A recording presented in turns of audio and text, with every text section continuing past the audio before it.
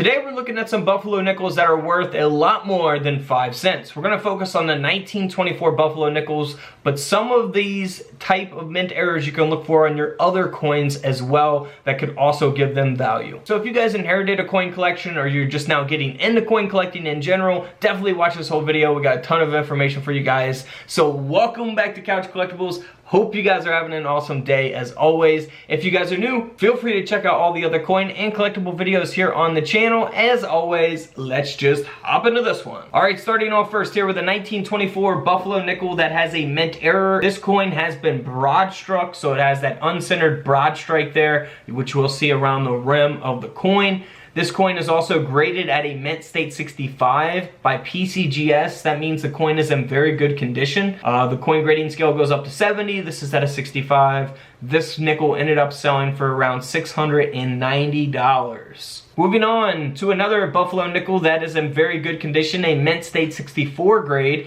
and it has a partial collar, which we'll see around the rim of the coin, and it also has that small, clip there on the planchet at the bottom of the coin. So this coin ended up selling for $345. Now this next coin here sold for over $380. However, it's not in good condition at all. It's very worn down. It's just very low on the coin grading scale, only graded at a good 4. So you go from 1 to 70, 70 being the best. This is at a 4. So very, rough condition coin here. However, it does have that reverse die break. So we'll see that large cud there, right there on the back end of the Buffalo.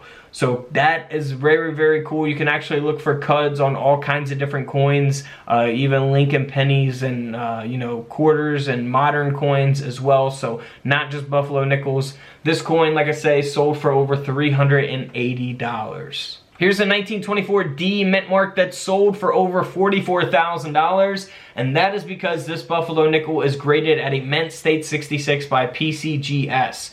So if there's not many of these from 1924 with the D mint mark, by the way, the D mint mark will be there on the reverse of the coin at the bottom below the words 5 cents. If there's not many of these out there at a mint state 66 or higher, then that's what gives it the value. To have a coin like this at this grade is going to be rare. So that's why it sold for $44,000.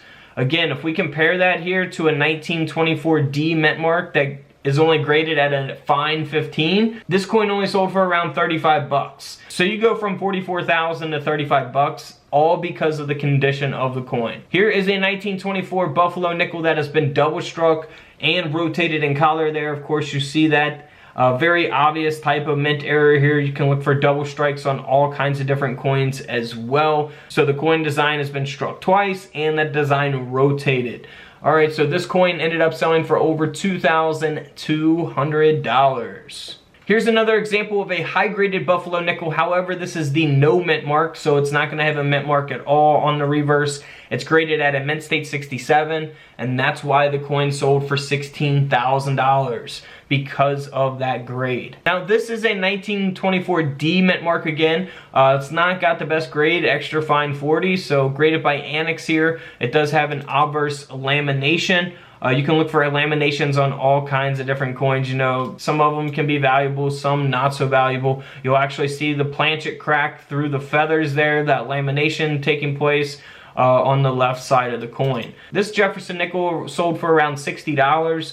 So not bad in that condition. Here's another example of that, a 1924 S, but it's graded by PCGS at a very fine 20. This coin sold for around $130. Again, we'll see that lamination there on the left side going through the head here. And this is the S mint mark. So the S mint mark will be underneath the word 5 cents on the reverse, just like the D mint mark was. Speaking of the S mint mark, here's an example of a 1924 S that's graded at an AU 55, and this coin sold for $2,400. Now, if you look at a 1924 no mint mark graded at an AU 53, this coin only sold for $44. So S mint mark, a little more valuable there. Now here is a 1924 that is missing the designer's initials. So what is the designer's initials? Well, the designer's initials on the Buffalo nickel is that little F there on the obverse of the coin underneath the date.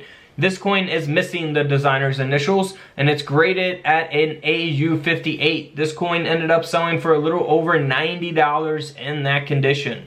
Now here is the 1924 no mint mark that was struck off center. So to have a coin like this struck off center, you know, pretty rare. This coin sold for over $630 in this condition at an XF40 grade. Now here's a 1924, did I say Jefferson nickel?